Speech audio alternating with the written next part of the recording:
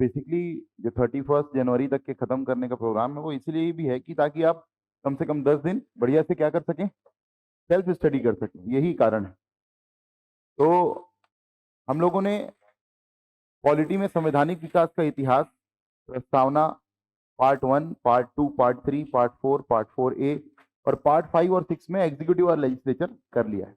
न्यायपालिका एक पोर्शन बचा हुआ है और कुछ थोड़े बहुत प्रावधान संसद से संबंधित, तो उसके लिए हमने एक दिन चुना है। उसके लिए थोड़ा सा लंबा समय चाहिए, तो उसके लिए जैसे 26 जनवरी के बाद में 27 को पूरी अपनी क्लास है लंबी, 26 जनवरी के बाद में 27 जनवरी को पूरी लंबी क्लास है अपनी, तो एक लंबी क्लास चाहिए क्योंकि उसमें टेस्ट भी होगा। ठीक है, लंबा टेस्ट होगा, 100 क्वेश्चन के आसपास का टेस्ट होगा, इसलिए 27 जनवरी को मैंने चुना है उसके लिए। इसके लिए हाँ, मतलब जो पॉलिटी का बचा हुआ टॉपिक क्या हो गया। हाँ? नहीं नहीं नहीं, आधे घंटे में नहीं होगा, आधे घंटे में नहीं, कम से कम उसके लिए आपको 1 घंटा मिलेगा। ठीक है, ये कल तो मिला था 45 मिनट, नहीं मिल पाया था। अरे ठीक है यार, अब जो प्रैक्टिस हो रही है वो आपको आगे काम आएगी। तो ध्यान से सुनना, जो 27 तारीख है, 26 तारीख के बाद अगला दिन है ना, तो वो पूरा दिन अपने पास रहेगा, तो उस दिन जो हम क्वालिटी का बचा हुआ पोर्शन है वो क्या करेंगे, कंप्लीट।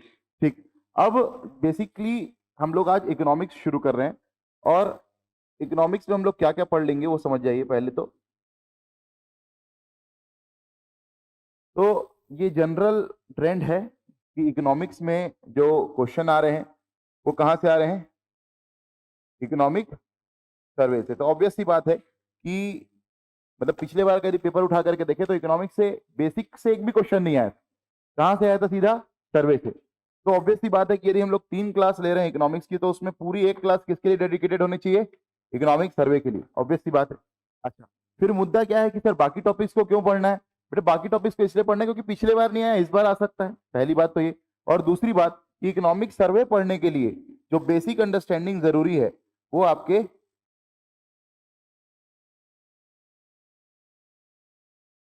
इन टॉपिक्स में होने वाली जो हम लोग पढ़ने वाले हैं। ठीक है, क्लियर हुआ कि नहीं हुआ। ठीक, और ध्यान से सुनेंगे, सबसे पहले हम लोग कहां से शुरू करेंगे, बेसिक्स ऑफ इकोनॉमी से। कहां से शुरू करेंगे, बेसिक्स ऑफ इकोनॉमी।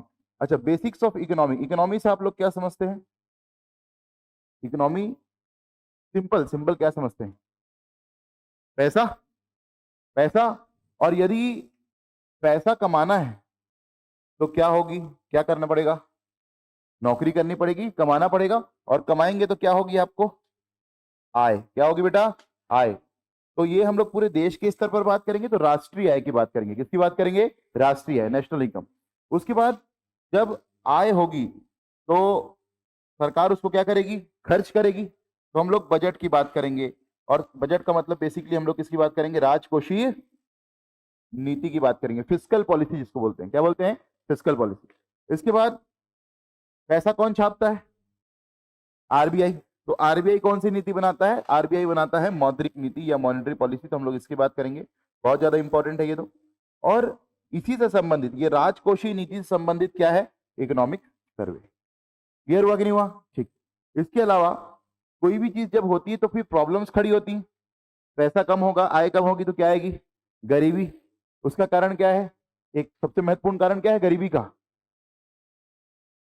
अरे बेरोजगारी।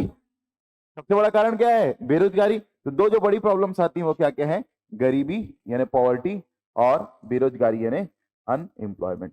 मेरी बात समझ में आ रही है। तो हम लोग क्या पढ़ने वाले हैं इकोनॉमिक्स में, ये सारी चीजों को कवर करने वाले हैं। तो ये बेसिक आपका पोर्शन है इकोनॉमिक्स के अंदर। क्लियर हुआ।